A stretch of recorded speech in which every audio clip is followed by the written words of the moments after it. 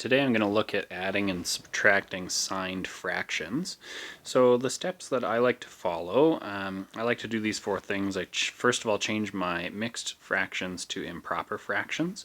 I put a star beside that because you only need to do that if it makes sense for you to do so. Sometimes it's logically easier to just work with the mixed numbers, and if that's the case, then that's fine. A lot of the time with multiplying and dividing, that we don't have a choice. We have to change them from mixed to improper. So it's your call whether you want to do it for adding and subtracting. I do, just because it tends to make things a little bit simpler. Okay.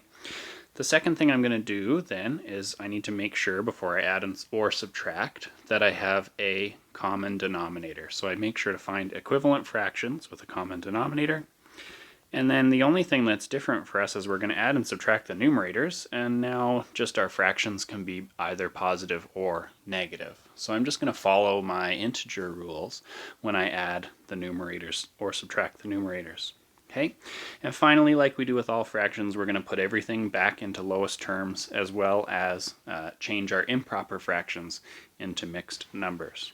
Okay. Alright, so let's do a couple quick examples here. So the first one, I got negative 3 over 4 plus 1/2. Okay, so in this case 4 and 2 are not the same denominator. Okay, but I can quickly see that if I multiply 2 by 2, I get 4. So if I'm going to find an equivalent fraction, remember you must do the same to the numerator and the denominator. So now I have negative 3 over 4 plus, and my second fraction has now changed into 2 over 4. Okay, and when I add these together, so the denominator is going to now stay at that 4, and I'm looking at taking negative 3 plus 2, and negative 3 plus 2 gives me negative 1 over 4. Okay, no need to put into lowest terms there, everything is good, it's in lowest terms already. Okay. Alright, let's look at the second one. So I've got negative 2 and 1/4 plus 1 and 5/6. Okay, so the first thing I have to do is I have to change this from mixed to improper. Okay, so remember I'm going to take the 2 and I'm going to multiply by the 4 in the bottom. So I'm going to take my 2 wholes and split them into 4 pieces each. So that means I now have 8 pieces, plus the 1 piece I already had up top. So now instead of 2 and 1/4, I have 9 quarters. Okay, now I do need to remember that that negative sign that I had in front moves along, and it's still in front of that fraction, so I have negative 9 quarters. Okay, for the second fraction, I'm going to take my 1 whole and split it into 6 pieces, so that gives me 6, plus the 5 we started with is now 11 over 6, and that fraction was positive, and we had that we had that addition operation in between. Okay. Alright, now we're ready to look for a common denominator for these guys. So a common denominator for 4 and 6 would be 12. So I'm going to multiply top and bottom by 3. And here I'm going to multiply top and bottom by 2. Okay. So now I have negative 27 over 12 plus 22 over 12. And the denominator is going to stay as a 12, and I have negative 27 plus 22, and that leaves me with negative 5 over 12. And that one is already in lowest terms, so nothing for us to do there. Okay. All right, let's look at a couple of subtractions really quickly. Okay. All right, so this one here, I've got negative 8 over 9 minus negative 11 over 12. Okay, and I'm going to, first of all, no mixed numbers to get rid of, but I'm going to get these guys to have a common denominator. Common denominator would be 36.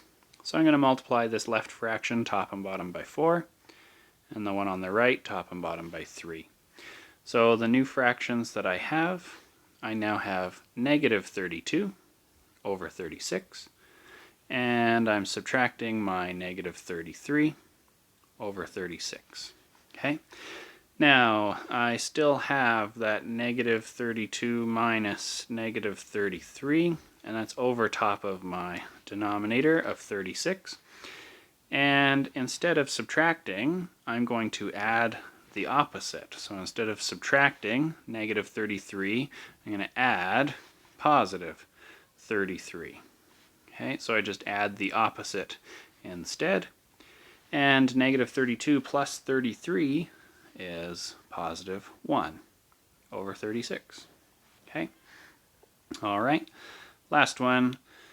So I've got 1 and 4/15 minus 3 and 9/10. So first, again, I'm going to get rid of that these mixed numbers. So 1 split into 15 pieces is 15, plus the 4 pieces we started with gives me 19 over 15, and I'm going to subtract. So 3 wholes split into 10 pieces each gives me 30 pieces, plus the 9 pieces we already had up top, so we've got 39 over 10. Okay, we now need a common denominator for these two fractions, which would be 30. So I'm going to times the left, top and bottom by 2, and the right, top and bottom by 3.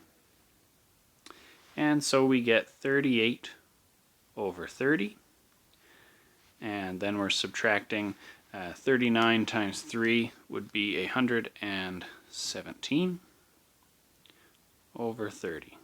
Okay, so we have that common denominator of 30, so I get to keep that denominator, and then I have 38 minus 117. If you'd like, you can think of that as 38 plus negative 117, but either way I still have to find the difference between them. I'm going to have more negatives than I have positives, and I have, let's see here, we have 79 negatives, 79 more negatives than we had positives. Okay, and we know that 30 can go into 79. It goes in 2 full times, so I'm going to change this from its improper into mixed. So I know it goes in 2 full times, but it was negative 79. So that means 30 can go into negative 79 negative 2 times. 2 times 30 is 60, so we had 79 pieces, we've used 60. There are now 19 pieces left over, and so my answer would be negative 2 and 19 over 30. Okay, so adding, subtracting sine fractions is basically the same thing we did when everything was positive. We just have to deal with integer rules in our numerator. So if you need something a little bit more difficult to think about over the next couple of days, so here I've got 2 mixed numbers. The first mixed number is positive, the second mixed number is negative. I got 3 blank spaces in each fraction. So your goal is to take the digits from 1 to 9. You can put the digits in anywhere you would like. However, once you've used a digit, you cannot use it again. So keeping those restrictions in mind, so anything 1 through 9 used once only, what is the largest possible sum you can make, as well as what is the smallest possible sum you can make. Feel free to leave it in the comments or email me or post on D2L if you think you've got the answer. All right,